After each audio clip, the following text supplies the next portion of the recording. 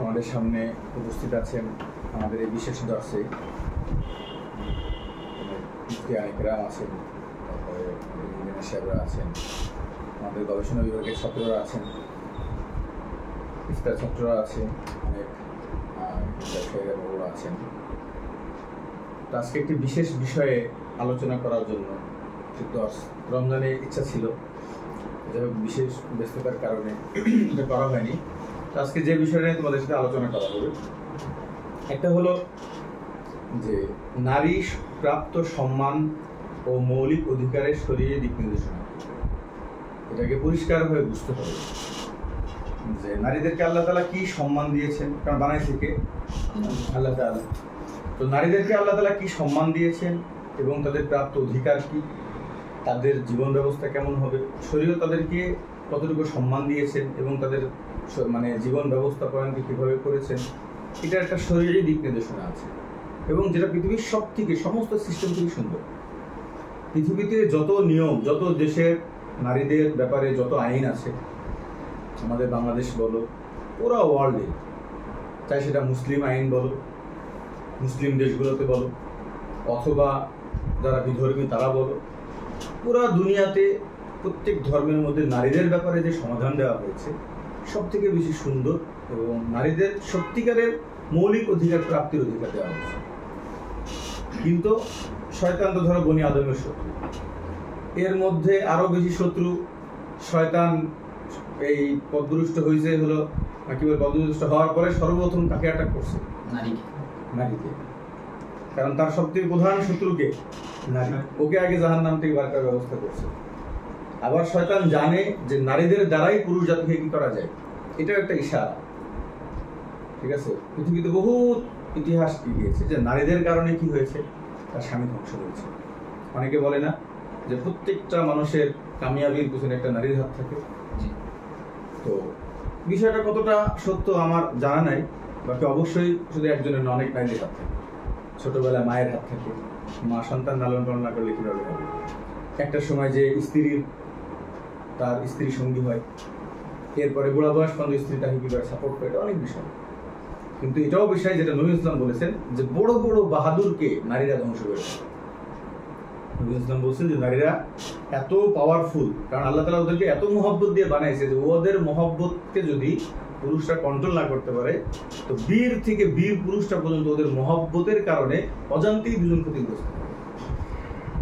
আমাদের দেশে কেউ বা আছে যে স্ত্রীকে এত পরিমাণ অধিকার দিয়েছে, যার কারণে দুজন মিলেই কষ্ট আছে, সে নিজেই জানে। স্ত্রীকে এত পরিমাণ অধিকার দিয়েছে যে স্ত্রীকে বানাইছে গোলাম। এখন সে কি হয়েছে? গোলামের বউ। স্ত্রী যদি চাইতো তার স্বামীকে রাজা বানায় রাখতে, তাহলে সে কি হতো? রাজার বউ। স্বামী এতটাই অধিকার দিয়েছে যে এখন সে লাখ লাখ টাকা ইনকাম করেও কি করতে পারে না, নিজে 10 টাকা খরচ করতে পারে না। কি জন্য? এক ভাই এসে সেদিন বলতেছিল যে অনেক দুঃখ নিয়ে যে হুজুর, আজ 3টা বছর আমি যা কামাই করি সব টাকা স্ত্রীর হাতে দিই। যে আপনি একজন দিনদার মানুষ, এই কাজ করলেন কেন? তাবলীগে গিয়েছিলাম, ওনারা একই পরামর্শ দিয়েছে, স্ত্রীর কাছে পরামর্শ করে চলেন।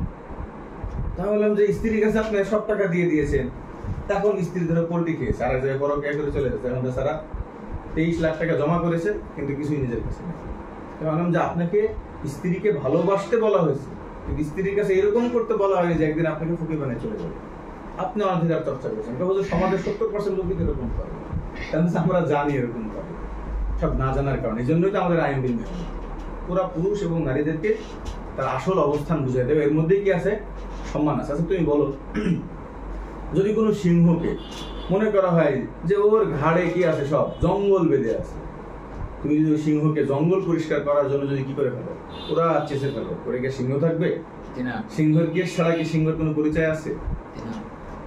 যদিও তোমার কাছে যদি কেউ মনে করে, এখন ধরো চিন্তা করছে শিয়াল বাঘ, এরা চিন্তা করতেছে যে আমরাও তো বিশাল বড়, কিন্তু ওর কেশ দেখে আমাদেরও ভয় লেগে যায়। এই জন্য এক কাজ কর, মিটিং বসা বল যেটা জঙ্গল, এই কেশকে কি করে ফেলতে হবে?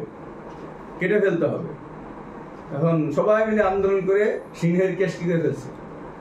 কেটে ফেলেছে। এখন সিংহের ওই কেশ, সিংহের গর্জনে শিয়ালও কি পায় না, ভয় পায় না। তো মুসলিম জাতি, ইসলাম নারী এবং পুরুষদেরকে, নারীদের অধিকার পুরুষদের অধিকার, যেই অধিকারে পৃথিবীর সর্বশ্রেষ্ঠ ডিমান্ডিং পুরুষ এবং নারী হয়ে থাকবে তারা। শরীয়ত নারীদের জন্য যে অধিকার বাস্তবায়ন করে সেটা যদি নারীরা থাকে, আমি তোমাদেরকে একটু পরে বুঝাবো, নারীদের ডিমান্ড বর্তমান যা আছে তার থেকে 1 কোটি গুণ বেশি বাড়বে। নারীরা হয়ে যাবে পুরো ডিমান্ডিং জিনিস। আচ্ছা বলো তো, পৃথিবীর সব থেকে বেশি দামি কোন জিনিস, যার ডিমান্ড সব থেকে বেশি, যেটাকে কিনতে গেলে 5 কোটি টাকা পর্যন্ত খরচ করে, 100 কোটি টাকা খরচ করে, এরকম নাই? ধরো মুক্তা, একটা হীরা। নবী ইসলাম বলছেন আদ-দুনিয়া কুল্লুহা মাতা ওয়া খায়রু মাতা'আদ দুনিয়া আল-মারাতুস সালিহা, যে দুনিয়ার যত নিয়ামত আছে তার থেকে একজন দিনদার নেককার মারআতে সালেহা সে সবথেকে বেশি দাম। তার মানে একজন নারী যদি সে সত্যি মারআতে সালেহা হয়ে যায়, তার ডিমান্ড আজও পর্যন্ত পুরা দুনিয়ার সবথেকে বেশি ডিমান্ডিং হয়ে যায়। আজকে আমাদের নারীদের এত ডিমান্ডলেস কেন? নারীদেরকে খাটায় তাও টাকা দেয় কম, পুরুষের তুলনায় কি দেয়? কম দেয়। বিয়ে করতে চায়, মোহর দিতে চায় না, আবার মোহরটাকে বানায় 7 লাখ 8 লাখ টাকা, কিন্তু আদায় করবে না। নারীদেরকে তোমার সব জায়গায় মানুষ ডিমান্ডলেস করে রাখছে। নারীদের বিয়ের জন্য কত পাত্র খোঁজা লাগে, কত কি করা লাগে, আর যদি একটু কালো হয়ে যায়। কিন্তু ইসলাম যে ফর্মুলা দিয়েছে, যে ওই ফর্মুলায় একজন কালো নারীও হাই ডিমান্ডিং, কিন্তু কালো নারী হাই ডিমান্ড থাকবে। বুঝতে পারছো? এটা নিয়ে আমি আলোচনা করবো ইনশাআল্লাহ। এই জন্য শরীয়ত আমাদের নারীদেরকে কি হক দিয়েছে, পুরুষদের হক নিয়ে অনেক আলোচনা করা হয়, ইনশাআল্লাহ আবার করবো ইনশাআল্লাহ। আগামী 30 তারিখ 30 মার্চ 19 রোজা শনিবার আমাদের ইনশাআল্লাহ আবার একটা প্রোগ্রাম হবে দাম্পত্য লাইফ ও আধুনিক মাসাইল নিয়ে। ওই দিন ইনশাআল্লাহ পুরুষের অধিকার নিয়ে ইনশাআল্লাহ আলোচনা করবো। তো এখানে ধরো দুটা জিনিস বিষয়, একটা হলো অধিকার আর একটা হলো দায়িত্ব। খুব ভালো